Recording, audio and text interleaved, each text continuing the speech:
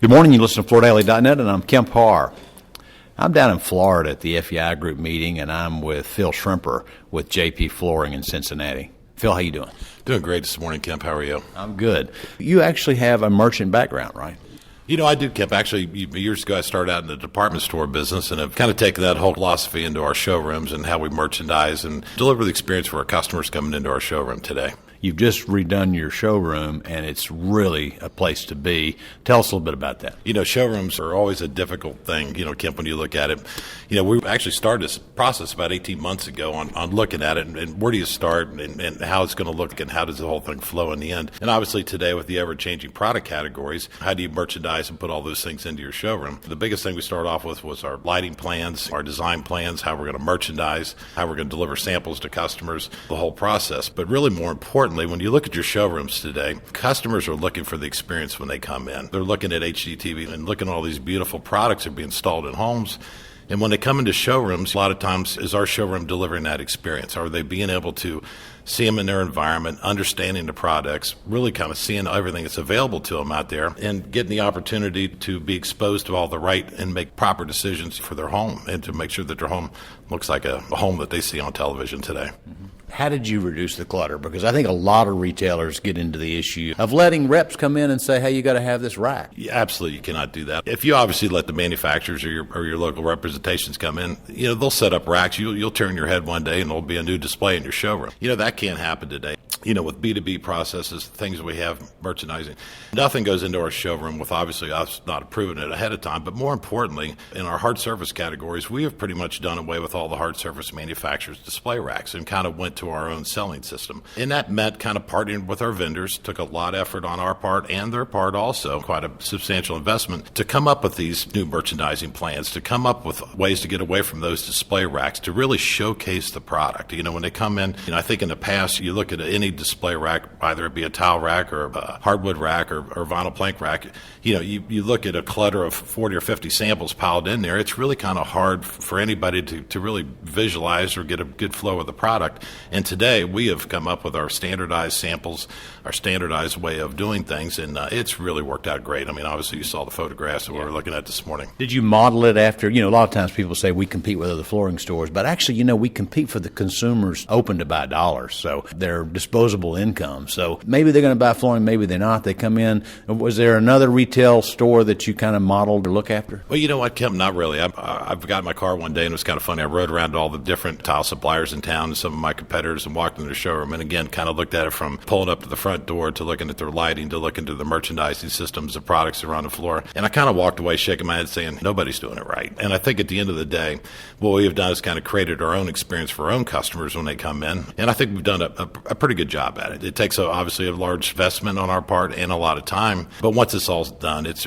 really kind of created a wonderful environment for homeowners to come in and make good decisions. Did you get some design help from a professional in this area? Oh, absolutely. And again, from the lighting study from the beginning, I had a wonderful design firm that I've worked with for a lot of years. They have their ideas, but we have to work those into what works for us. We've had a great relationship with them, and we had a few battles along the way, but hey, at the end of the day, we accomplish what we need to accomplish. When you think about your client, do you sell luxury? Do you sell all price points? How do you consider, what your market is?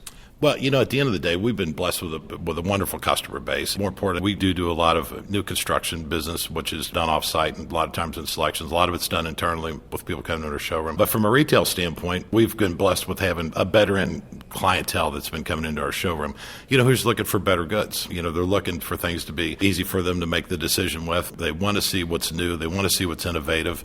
And I think today, the manufacturers are bringing things to us, and we're trying to incorporate those to make sure that they're looking at the latest and greatest products and making sure that we're helping them make good decisions on what they're putting in their homes.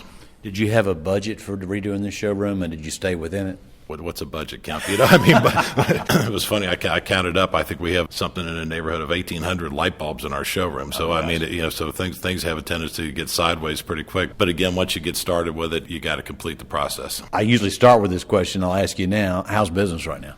Business is good. It could be a little bit better. From a retail standpoint, we're seeing a resurgence of customers coming in. During the summer, it was a little touchy on that part of it. Now, with a lot of our customers, the way that their years are ending up, I think we're going to be backloaded on the builder side this year.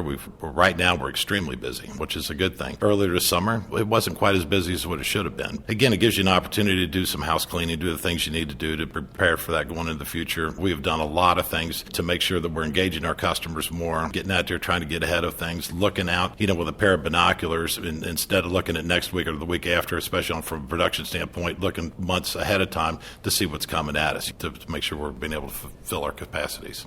The buckets of your business, so you talk about retail replacement, builder, commercial, how does that break up from a percentage standpoint? Well, from a percentage standpoint, Kemp, we're about 60% new construction. The balance of it being split pretty evenly between commercial and residential replacement retail business, which are both extremely strong categories for us. That's pretty much a breakdown out of the multifamily business for the most part today. So part of your showroom is the Builder Design Center, right? Oh, absolutely. Yeah. It's Builder Design Center, for customers being able to come in and obviously from our retail customers coming in. But again, it's being able to deliver that whole experience. I think our tile department and our wood department and our vinyl plank department is the most impressive part of it. Obviously, soft surface, the category's been shrinking. So we proportionally try to put things into the showroom, to kind of mirror what the business is today. Mm-hmm. Didn't you buy some trailer back wood refinishing? Oh, yeah, absolutely. We have some dust containment equipment that we have out there today. And it's been very successful for us from that standpoint. The hardwood refinishing from a residential standpoint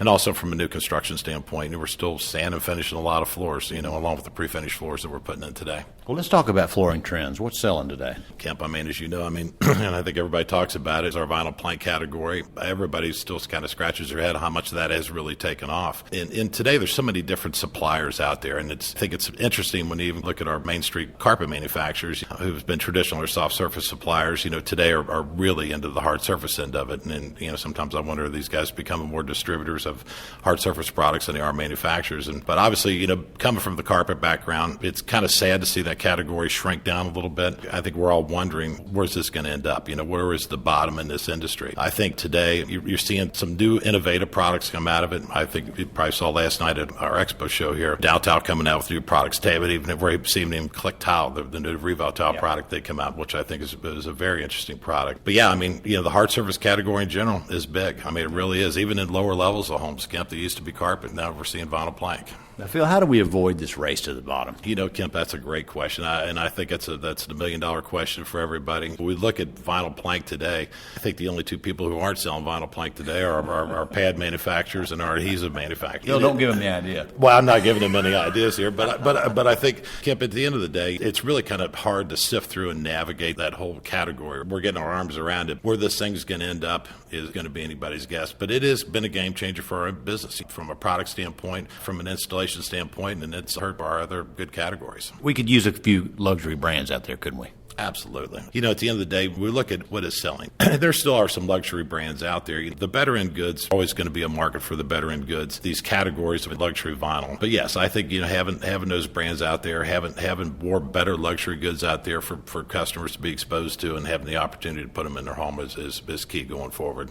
All right, Phil, great spending time with you. Thanks for talking to our audience. Again, been talking to Phil Shrimper with JP Flooring based in Cincinnati, and you've been listening to Kemp Harr and FloorDaily.net.